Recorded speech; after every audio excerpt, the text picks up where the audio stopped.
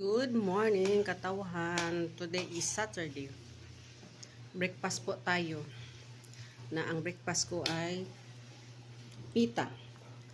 Pita bread na nilagyan ko ng cheese, sliced cheese, fried egg, at saka litos. Ayan, litos. Yan o. Binili ko kahapon sa CCC Supermarket with Moder. Kasama kasi Moder nag-breakfast. Di ba? Napay pagkain sa Mother. Napay. Good morning, Mother. Morning.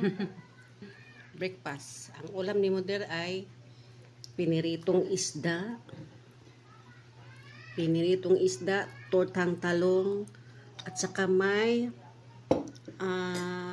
hard-boiled egg with atay ng chicken.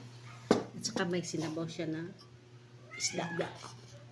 Ayan ang ulam ni Mother. Tapos may kape siya. Ayan ang yung kape.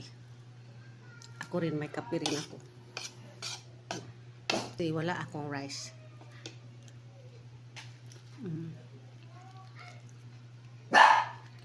Uy, mama, kuat. Bye bye. Love you all.